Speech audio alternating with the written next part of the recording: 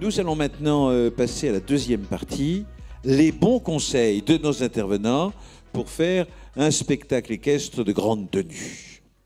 On va commencer très simplement avec quel premier conseil vous donneriez à un centre équestre, un club qui voudrait créer un spectacle. Marie? Alors, d'oser pour commencer, parce que c'est vrai que souvent, je pense qu'on a ce vivier de jeunes élèves qui sont motivés, on a des chevaux qui pourraient se diriger vers des disciplines, mais on se dit, non, on ne sait pas faire, on n'ose pas. Et si on n'essaie pas, on ne progressera jamais. Enfin, moi, quand j'ai fait mon premier spectacle, il a fallu oser. Bon, ce n'était pas glorieux, mais c'est grâce à ça qu'on apprend, hein, parce que les chevaux et le public nous apprend aussi. Et ensuite, c'est d'identifier, premièrement, la cavalerie qui peut s'y prêter et les élèves les plus motivés. Il faut vraiment que ce soit... Enfin, moi, j'attache beaucoup de valeur à la motivation des élèves parce que c'est comme ça qu'on ira plus loin. J'ai déjà voulu passer beaucoup de temps avec des élèves qui faisaient du spectacle parce que les autres en faisaient et parce qu'ils payaient sa cotisation. Et au final, on ne va pas aussi loin que ce qu'on voudrait. Il faut, dès le départ, que les enfants soient conscients que c'est une chance de faire du spectacle et de pouvoir transmettre quelque chose au public. Donc, identifier les élèves et les chevaux qui pourraient s'y prêter et laisser la porte ouverte aussi à ces élèves pour faire des propositions.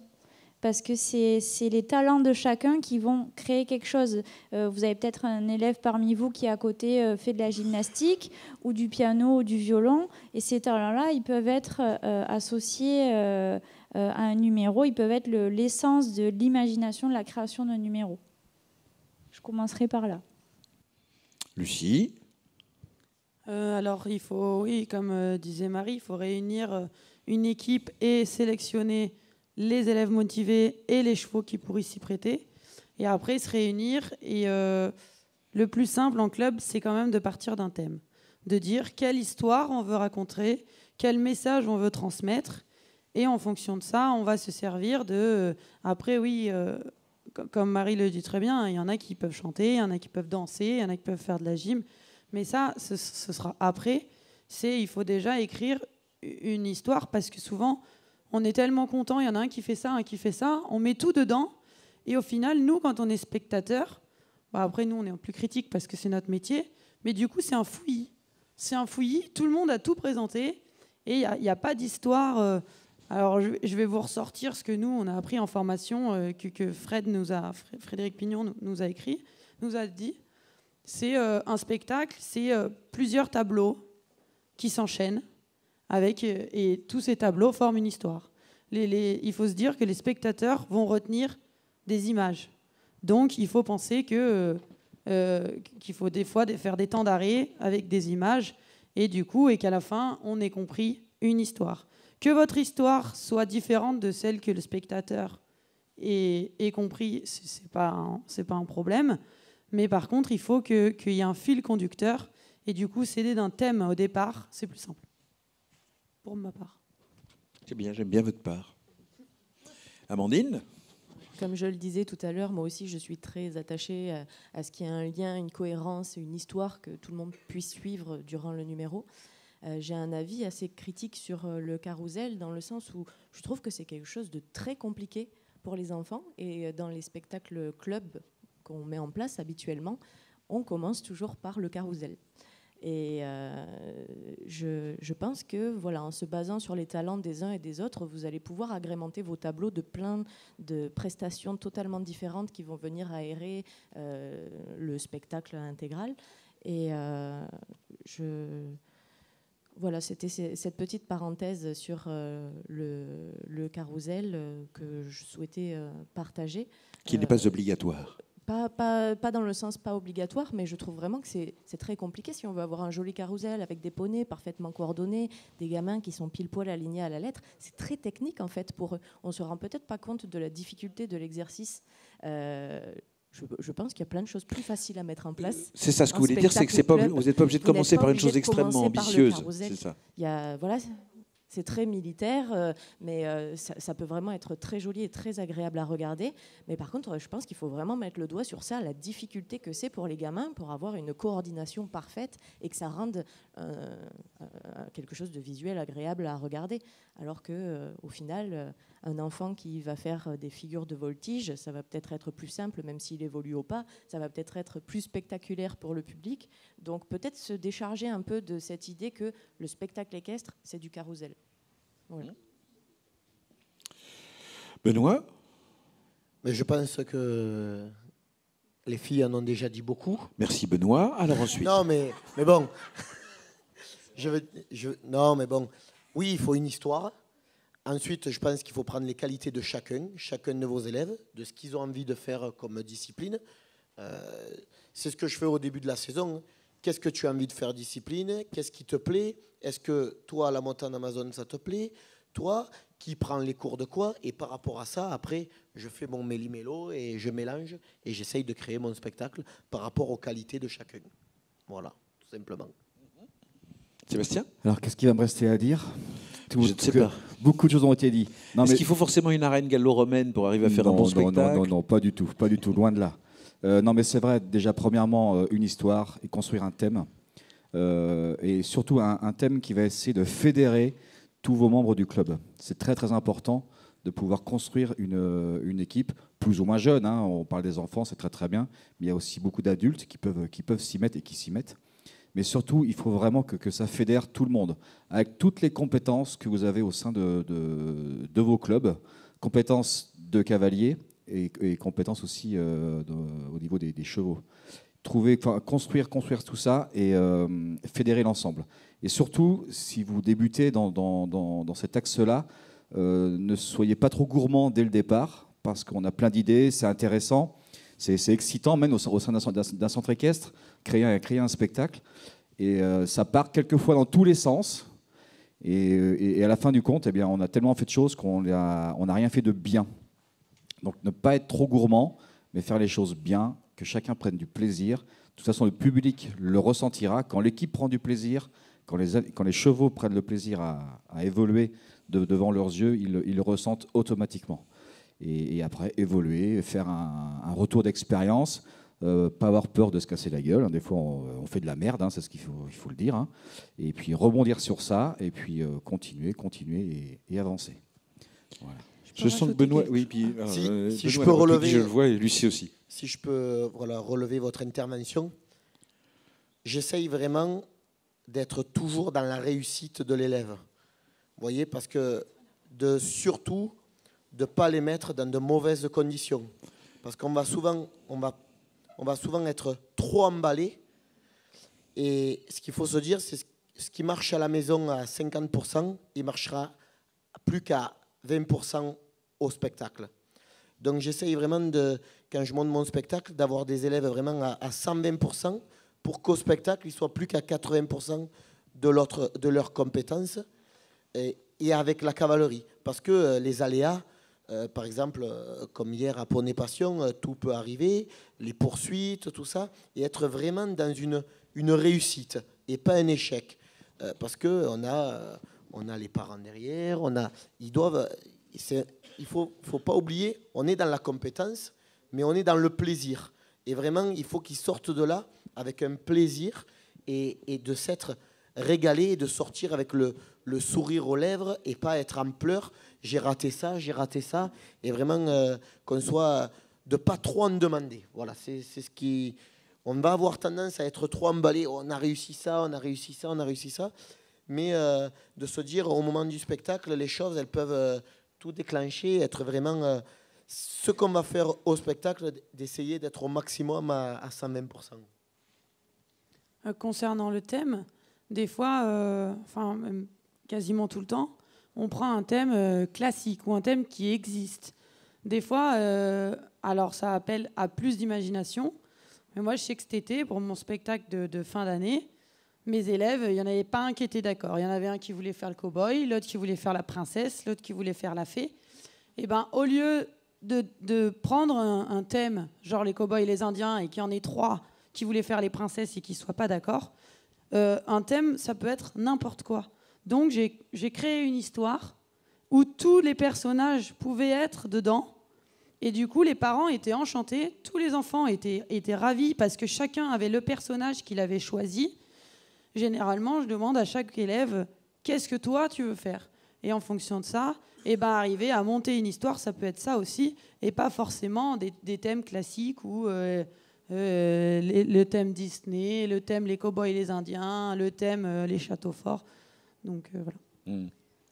Marie ? Justement, je voulais réagir tout à l'heure à ton intervention, Lucie, parce que en fait, moi, je fonctionne pas du tout comme ça. Et c'est pour ça que je me permets de le dire, parce que je me dis que ça peut peut-être donner une autre vision. Mais moi, je ne fonctionne pas en commençant par imaginer un thème ou une histoire, parce que je trouve que c'est trop réducteur. Et ça rejoint aussi ce que dit Benoît, parce que par exemple, je ne sais pas, je dis une bêtise, si on choisit le thème de l'époque médiévale, il nous faut un jouteur, il nous faut un soldat, donc toi tu seras soldat, mais c'est peut-être pas sa place, c'est peut-être pas, ça peut être une situation d'échec aussi, comme tu disais.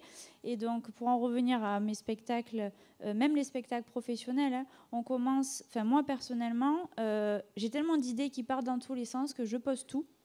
Alors, je suis d'accord avec toi qu'il ne faut pas que ça fasse fouillis au final, mais je ne veux pas me réduire à un thème, à une histoire. J'écris beaucoup, j'écris tous les numéros, toutes les idées que j'ai. Je vois lesquelles sont réalisables, parce qu'en général, entre l'écriture et ce qu'on réalise vraiment, on revient beaucoup en arrière, on revient beaucoup à la baisse, en fait, parce que on imagine toujours en grand. Et ensuite, à partir de ça, ce n'est pas forcément très difficile de trouver...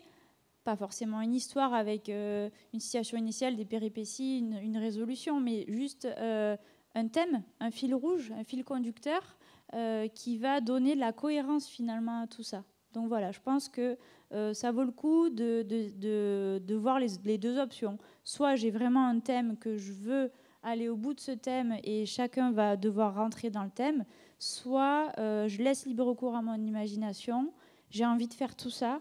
J'ai envie de me servir des compétences de chacun pour que chacun puisse apporter sa touche. Et après, je vais réussir à trouver un fil rouge, un lien qui correspond à tout ça, qui peut donner une cohérence à tout ça. Du coup, a priori, un instant, Amandine disait le carrousel, c'est pas forcément la bonne idée pour débuter. Alors, avec quoi est-ce qu'on peut commencer ? Quel premier numéro on peut mettre en place ? Par exemple, si on veut créer un spectacle, qu'est-ce que vous conseilleriez ?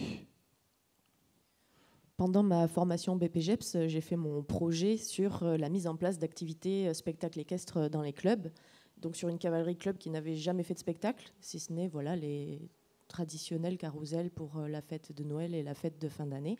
Et il a fallu construire un stage. On a choisi d'inscrire ça sur toute une semaine de stage. Et comme je ne savais pas du tout comment les enfants allaient réagir, parce que voilà, à part le carrousel, ils ne connaissaient pas le spectacle équestre, chaque journée, j'ai fait une thématique. Donc, si on faisait poste-hongroise, à côté, il y avait un atelier slackline pour pouvoir travailler l'équilibre. Ils ont appris eux-mêmes à former les poneys de club avec les conseils que je leur donnais. Donc, il ne faut pas se limiter en se disant notre cavalerie, elle ne peut pas faire ça, les cavaliers, ils ne vont pas avoir envie de faire ça. Au final, quand on leur présente des choses, très souvent, il y a des aspirations personnelles qui ressortent. Et c'est ça qu'il faut valoriser et se servir. Toutes les disciplines annexes, comme le disait Marie autour, les enfants qui dansent, les enfants qui chantent, les enfants qui font de la gymnastique, ça peut venir agrémenter tous vos spectacles. Il peut peut-être même juste y avoir un poney en liberté dans le manège et des enfants qui dansent autour. Et ça fera un très joli tableau de spectacle équestre. On n'a pas besoin forcément d'utiliser, de dresser. Je pense qu'on se limite beaucoup dans la création. On ne va pas assez dans l'imaginaire. Donc, pas obligez-vous, non, c'est pas bien ça. Mais autorisez-vous à aller plus loin que cette vision traditionnelle du spectacle équestre. Il y a plein de choses qui peuvent être très belles sans qu'elles soient compliquées, sans qu'elles demandent de la technique. Et je pense que vous aurez beaucoup à gagner à juste laisser vivre vos émotions, les envies des enfants. Voilà. Tout est possible pour qu'on ait un peu d'audace. On est d'accord par ici, on est d'accord par là, Lucie ? Il faut aussi être très observateur, parce que c'est des enfants que vous avez tous les jours, toutes les semaines, en leçon. Et vos poneys, vous les connaissez par cœur, donc vous savez, celui-là... à force de voir des spectacles, je pense que vous êtes pas bête. Vous savez, si celui-là, bah, il est assez froid, on peut monter debout sur les fesses. Celui-là, il pourrait faire 3 bêtises. On peut voir un enfant qui a un peu peur à cheval, mais qui adore le brosser, qui plane toujours à 10 000, mais qui est à pied avec son cheval et qui arrive toujours à apprivoiser celui qui est un peu craintif ou trucs comme ça. Donc je pense qu'il faut vraiment partir sur le fait de l'observation et voir avec les enfants ce qu'eux, ils veulent faire. Moi, j'ai des cavaliers, notamment ma belle-fille, qui fait les spectacles. Elle supporte pas monter à cheval. Par contre, le faire asseoir, aller le promener, elle adore ça. Et ben, aller là-dedans et pas se cantonner à le faire monter à cheval. Ou, voilà. Être observateur avec vos enfants et vos poneys. Ce que vous dites dans l'absolu, c'est qu'il n'y a pas d'obligation. C'est-à-dire que tout est possible. Marie, vous êtes d'accord ? Oui, alors je suis d'accord avec Amandine aussi qui disait... C'est Amandine, c'est ça ? Oui. Pardon. Qui disait Amandine, que... Marie, Amandine. Oui. Qui disait qu'avec peu de choses finalement et avec de l'imagination, on peut faire de très jolis numéros. Je suis 100% d'accord, mais je pense que c'est important de chercher quand même au moins un petit fond de technique. Et si vous ne l'avez pas, parce que ce n'est pas votre métier, le spectacle, pourquoi pas faire venir occasionnellement des professionnels qui vont vous apprendre une petite base de technique que vous pourrez transmettre à vos élèves, parce que ça, c'est aussi une motivation pour eux d'apprendre, si après ils sont propriétaires de chevaux, d'apprendre à leurs chevaux des petits tours, etc.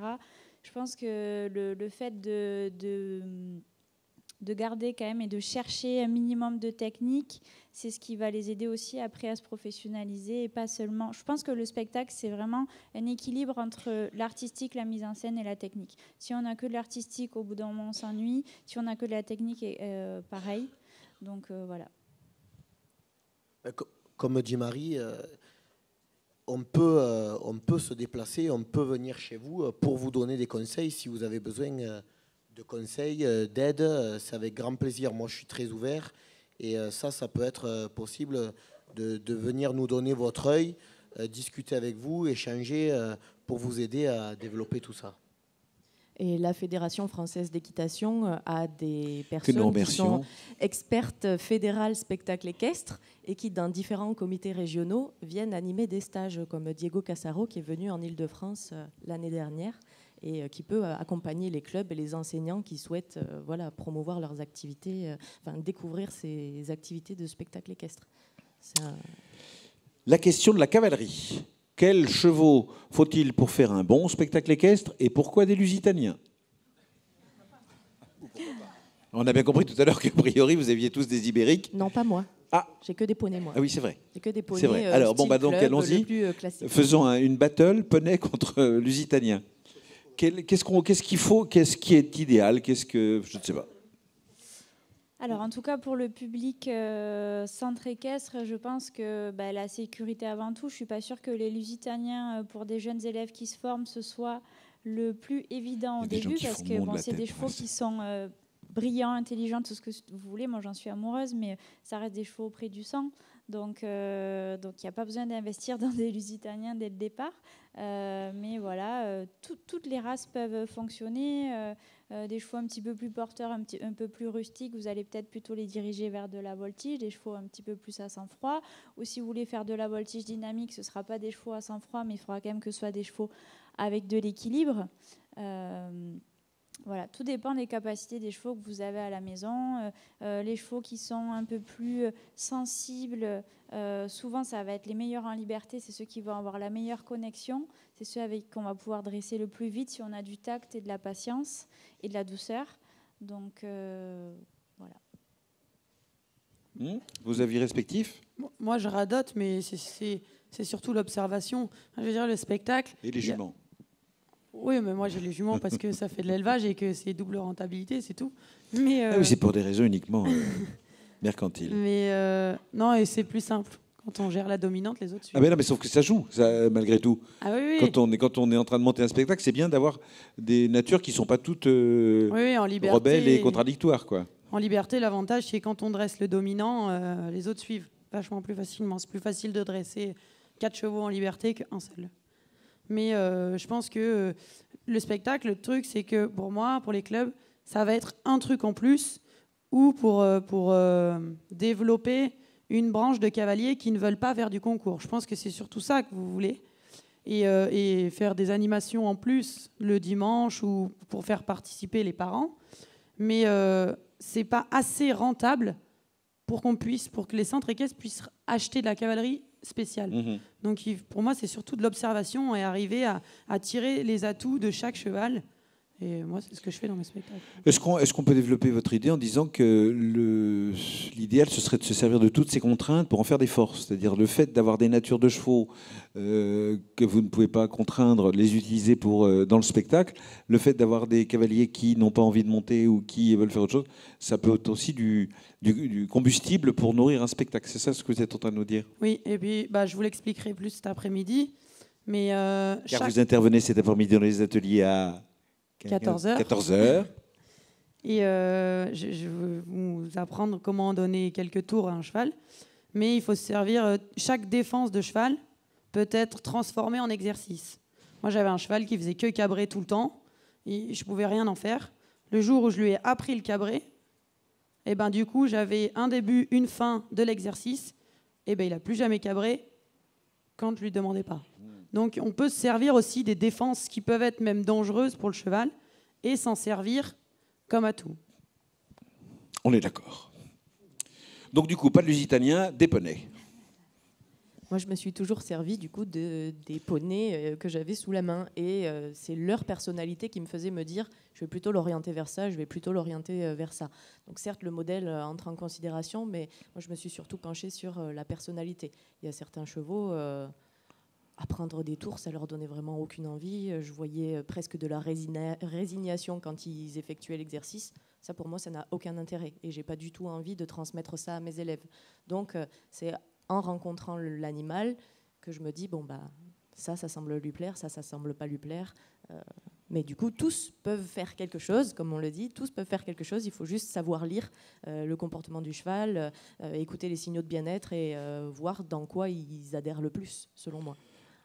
A contrario, effectivement, ils ont tous des contraintes qu'il faut arriver à dépasser. C'est-à-dire qu'on fait difficilement de la voltige cosaque avec un poney Shetland et on ne peut pas mettre une cavalière de 5 ans sur...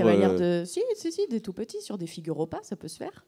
Oui, mais à contrario, on ne peut pas mettre une cavalière de 5 ans sur un lusitanien entier. Non. Et après, je pense que si je me suis essentiellement tournée vers le comique et les petites histoires, c'est parce que ces chevaux-là, techniquement, ils pouvaient apprendre des figures, mais... ça claquait pas, quoi. Enfin, ils vont sortir un piafé qui va pas être brillant. Donc, je voyais pas l'intérêt, moi, d'orienter mes numéros vers de la haute école. Même s'ils savaient la donner, les chevaux, c'était pas spectaculaire. Donc, c'est pas le domaine que j'ai choisi de représenter. Et je laisse ça aux gens qui ont de jolis lusitaniens. Chacun son domaine de compétence, chacun sa patte et sa spécialité. Et c'est ce qui fait aussi que le spectacle équestre, c'est génial, parce qu'on peut tous s'y retrouver. Le club des Ibériques, en bout d'estrade. En fait, je pense qu'il n'y a pas de mauvaise race de chevaux pour le spectacle. Tout à l'heure, on parlait des Lusitaniens. En fait, tout dépend de quelle discipline vous voulez prendre votre axe au niveau du spectacle et surtout la fréquence de spectacle que vous allez faire. Voilà. Je passe pour la voltige en ligne. Je me souviens quand on voltigeait sur des selles français qui couvrait 10 mètres sur une foulée de galop, et entre le petit lusitanien c'est un petit galop très très saccadé, c'est beaucoup plus facile pour le voltigeur de voltiger sur un lusitanien que sur un selle français qui va avoir une foulée gigantesque, qui va vous brasser, qui arrive en bout de piste, ça ne va pas pouvoir se tourner parce qu'il mesure 2 mètres de haut, 4 mètres de long et ainsi de suite. J'en veux pas surtout au selle français, attention, hein. C'est une race Nous avons beaucoup de respect pour le selle français. Oui. Non, mais attention, c'est pas ce que je veux dire. Mais pour les courses de chars, c'est pareil. On peut pas mettre n'importe quelle race pour tourner dans les virages à 4 de front. C'est assez chaud quand même. Donc il faut. Mais tout dépend après de ce que l'on veut faire, la fréquence de ce que l'on veut faire et à quel niveau on veut emmener son spectacle. Benoît ? Je vais relever un point où ça m'arrive souvent de faire des stages et j'ai des personnes qui me demandent voilà, j'ai mon cheval de selle, il a 16 ans et j'aimerais lui apprendre à se coucher. J'ai souvent cette question.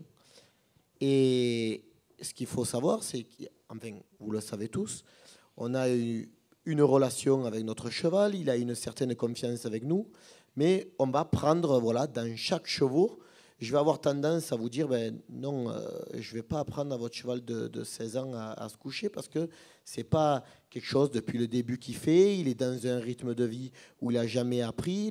Se coucher, c'est quelque chose, c'est une soumission, vraiment quelque chose, un signe de relâchement complètement.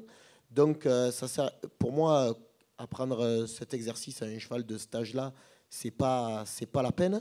Il va mieux valoir aller piocher dans un cheval un peu plus jeune qui va être sans cesse en recherche de relations et sans cesse en train de chercher à apprendre de nouveaux exercices que d'être dans un cheval qui a été depuis le début conditionné dans un certain rythme de vie.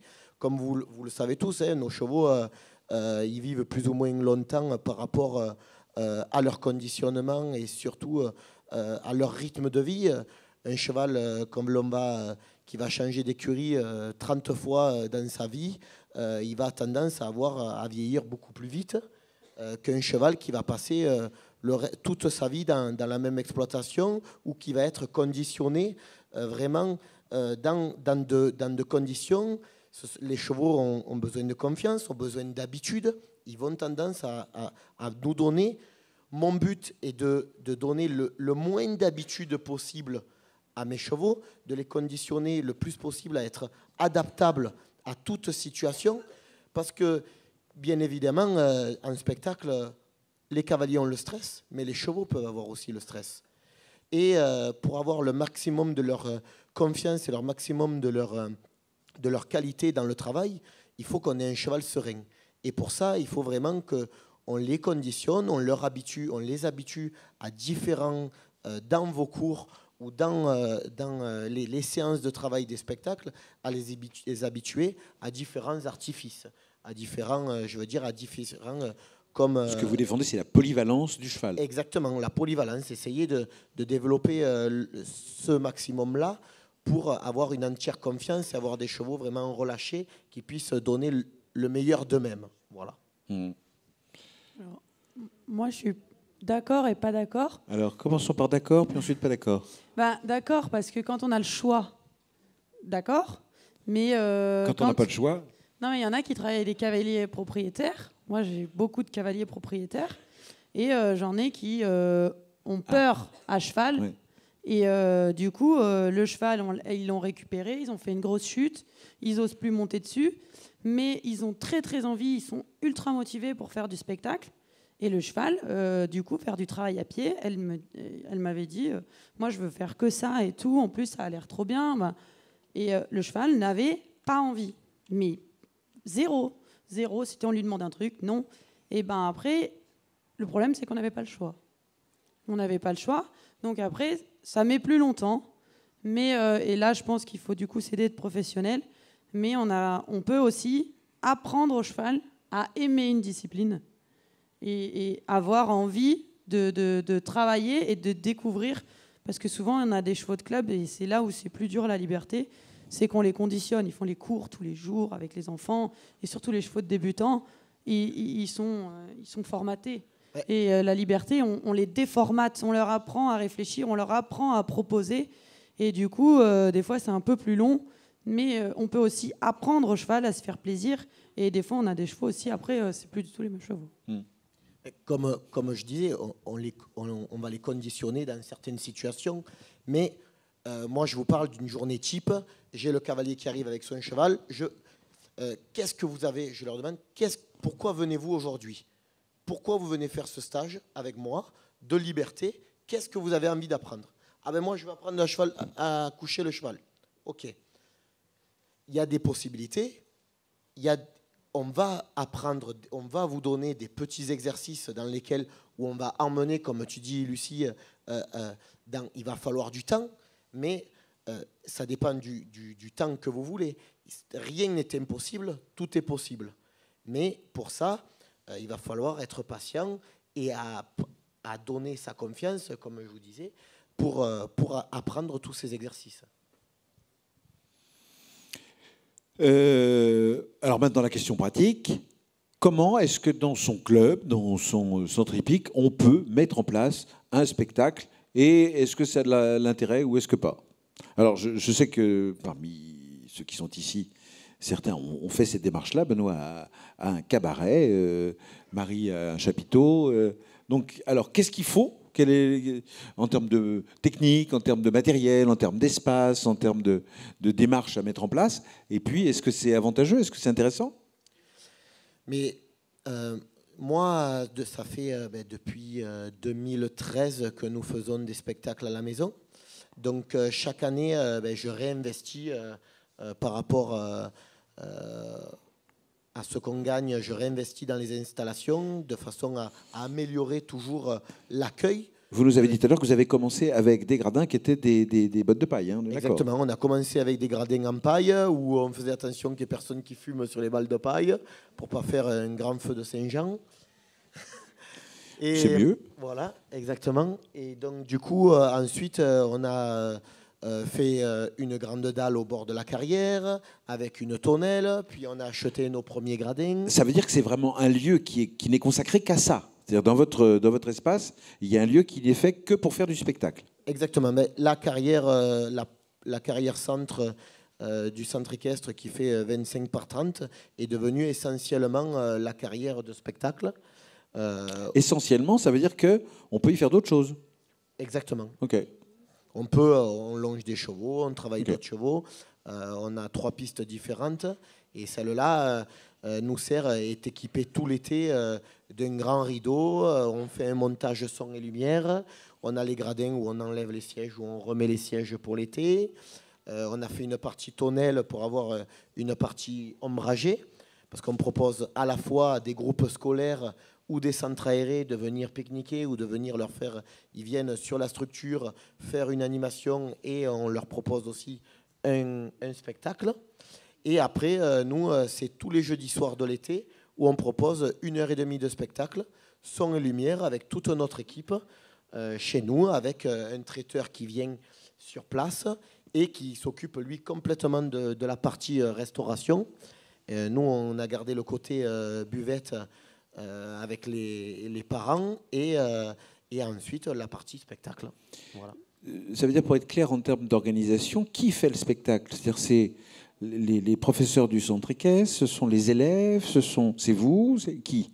C'est moi et ce sont nous, les enseignants et les élèves.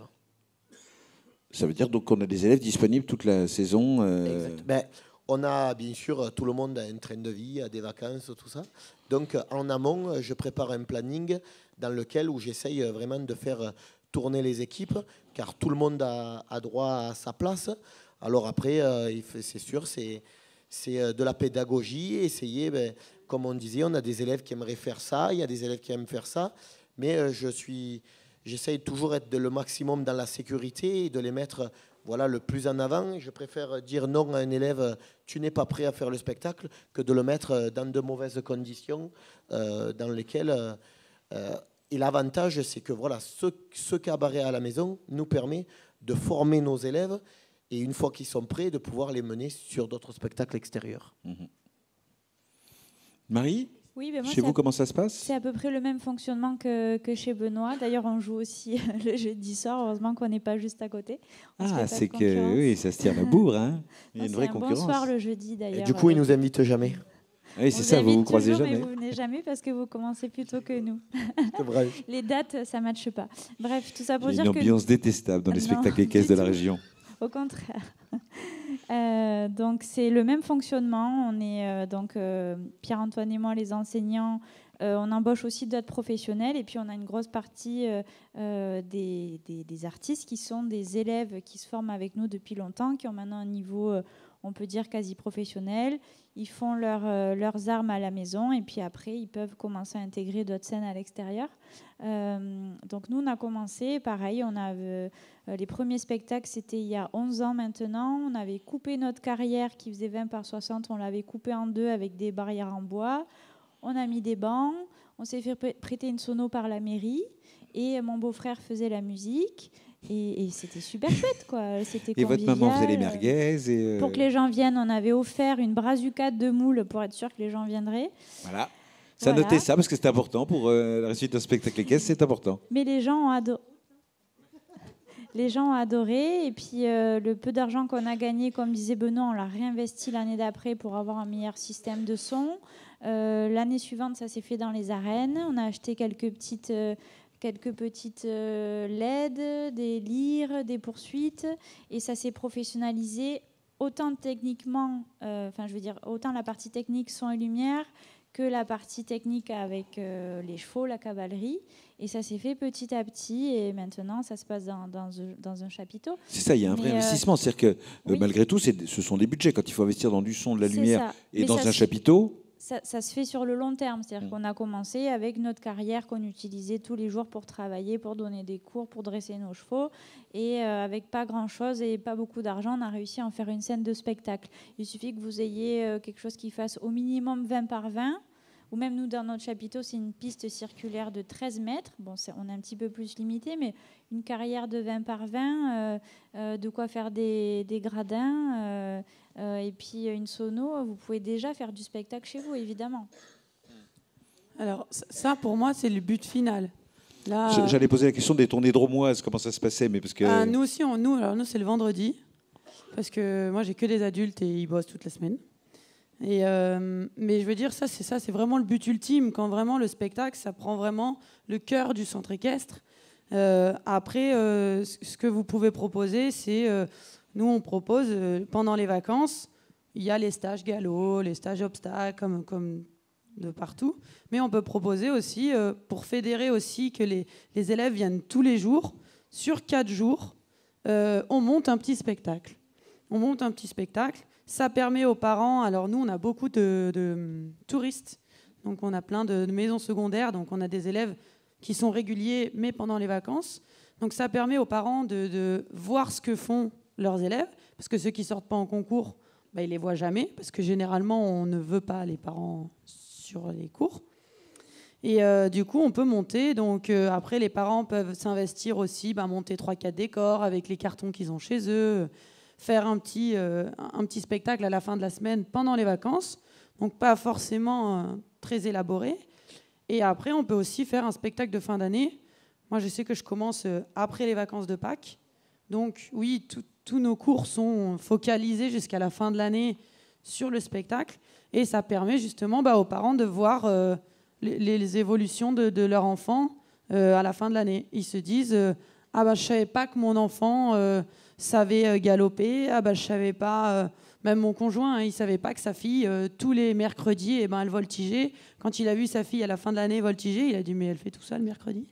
Et du coup, je trouve que les parents ont encore plus de reconnaissance envers leurs enfants que quand ils sont des fois en CSO, où les parents en demandent trop. On a des élèves qui pleurent à la fin du CSO parce qu'ils n'ont pas gagné et les parents ont dit ouais, t'as fait tomber la barre. Ou... Là, en spectacle, du coup, vu qu'on valorise tout le monde, les parents sont forcément contents. Et pour ceux qui veulent pas forcément monter ou qui ont un peu plus peur, et du coup, et ça permet de fédérer un peu plus le centre équestre. De mélanger aussi les adultes, les enfants, un peu tout le monde. Moi, je sais que tout le monde fait le spectacle. Et en termes d'équipement, vous avez investi aussi. Vous n'avez pas un lieu dédié comme chez Benoît, comme chez Marie? Moi, la carrière, elle fait tout. Okay. J'ai une carrière qui fait tout. Nous, on a investi dans les rideaux. Après, on a la mairie qui nous prête gracieusement tout l'été les tables. Nous, on a investi dans une guinguette. On a fait une petite guinguette où on a fait tout un espace. C'est nous qui gérons la restauration. Il y a des moules comme chez Marie? Non, on fait avec des produits locaux. Oui. Et le soir, mon conjoint est DJ, donc du coup, il fait la musique. Et du coup, les gens restent aussi le soir. D'accord. Alors, votre club à vous, Sébastien, vous faites des petits spectacles aussi? Racontez-nous. Des petites animations, oui. Non, mais tous les spectacles que vous pouvez voir, pour ceux qui sont déjà venus, nous avons 6 grands spectacles au sein du parc. Et avec partout dans tous les spectacles, il y a les chevaux. On ouvre au mois d'avril, si vous voulez savoir. Après, pour promouvoir, c'est pour la question, l'atout majeur de la mise en place d'un spectacle. Ça rejoint tout à l'heure un petit peu à ce qu'on disait, c'est vraiment pour fédérer une équipe au sein du club. Et aussi, on n'a pas parlé de communication, communiquer sur ce que l'on fait. C'était la question que j'allais vous poser. Est-ce que l'objectif d'être identifié comme un club à dominante spectacle équestre est intéressante? Alors, bon, nous, on n'est pas un club on est équestre, on est un parc à spectacle. Mais je pense que oui, parce que ça peut attirer du monde, voir ce que vous faites au sein de votre propre centre équestre. Et ça fait parler du centre. Ça fait parler du centre équestre, tout à fait. Et c'est un axe qui peut vous aider à faire connaître toutes vos activités. Une fois que les personnes ont vu des affiches, ont entendu parler, le bouche à oreille est très très important. Eh bien, ça permet de poser des questions et les gens viennent dans vos structures, voient un petit peu vos installations et prennent contact. Et puis des fois, ça peut démarrer sur autre chose. Mais la communication sur la création d'un spectacle équestre est très très importante. Amandine, vous étiez à 2 doigts de réagir, je vous ai vu. Oui, je disais parce que c'est vraiment ce qui m'a amené, moi, au spectacle équestre. D'avoir vu passer un prospectus, d'avoir participé, d'être allé manger et d'avoir assisté au cabaret. C'est ce qui m'a donné envie d'en faire moi-même. Et c'est ce qui m'a amené à monter dans cette école d'équitation à la suite. Sinon, c'était une écurie que je ne connaissais pas du tout dans le secteur. Et tout le parcours qui s'en est suivi serait sans doute pas le même s'il n'y avait pas eu cette communication par rapport à ce repas spectacle équestre. Qu'est-ce que ça a apporté des choses importantes dans vos structures, à vous, l'organisation de ces soirées équestres et moules? Justement, je voulais revenir sur l'aspect qui fédère, en fait. Ça fédère énormément et les élèves, et après, ça permet aussi aux parents de s'investir. Et je trouve que le spectacle, c'est aussi un peu plus un travail d'équipe.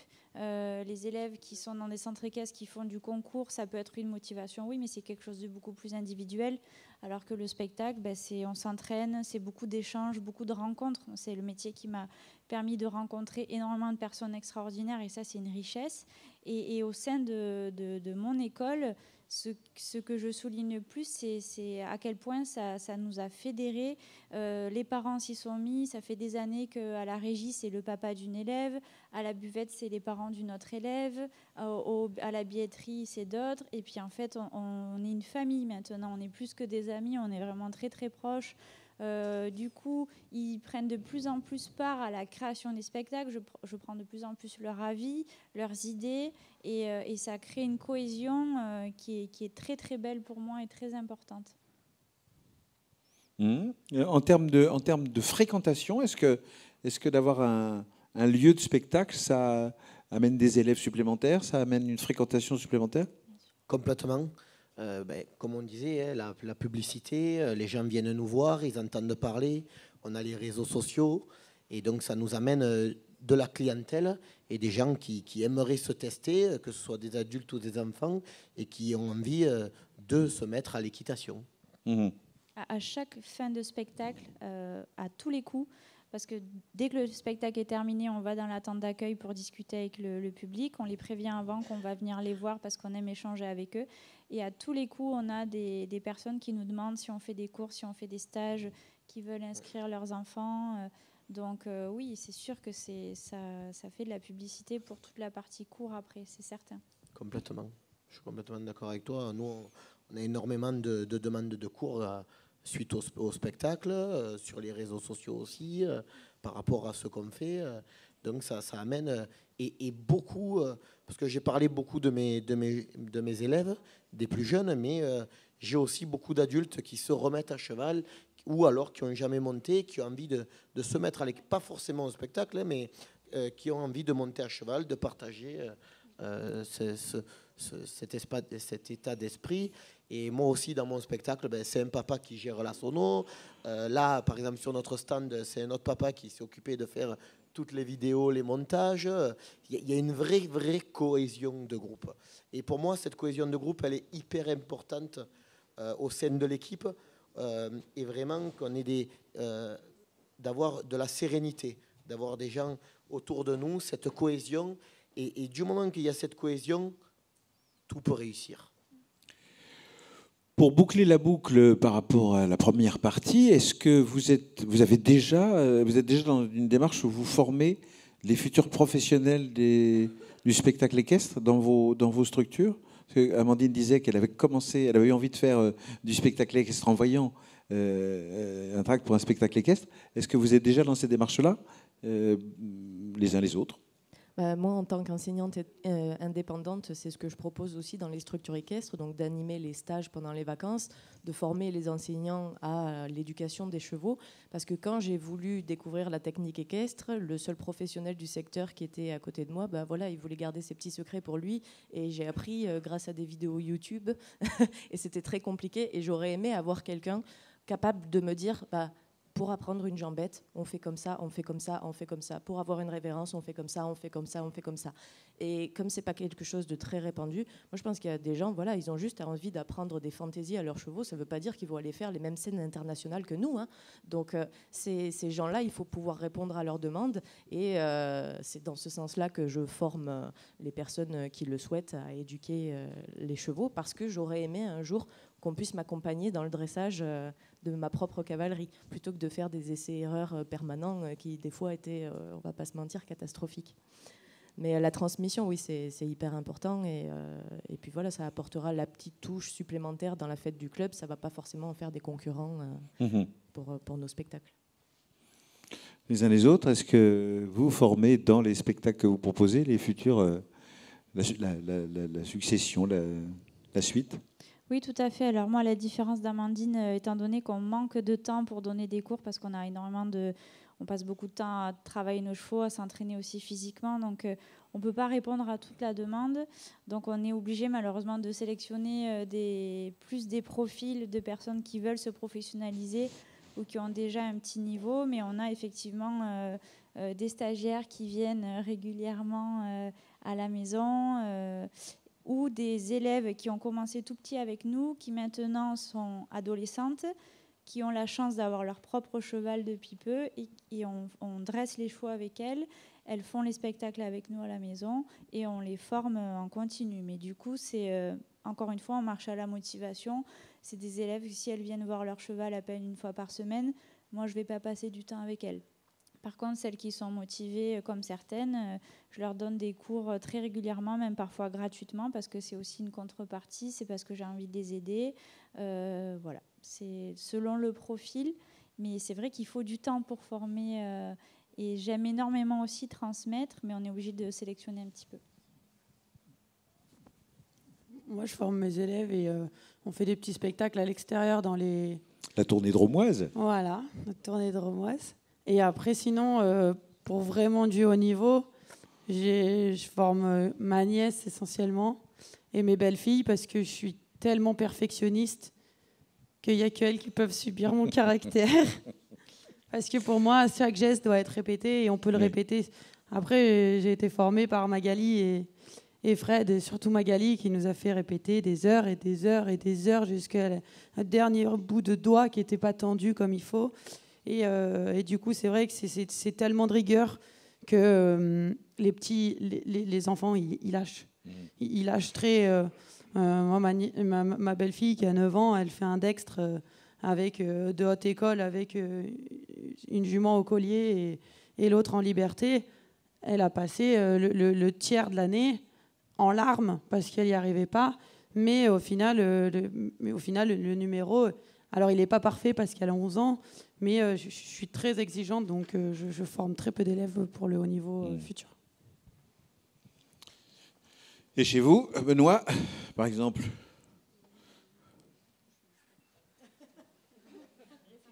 Au début de cette table ronde, vous étiez très très prolixe. Et là, maintenant, on sent bien qu'il y a une forme de fatigue qui s'installe.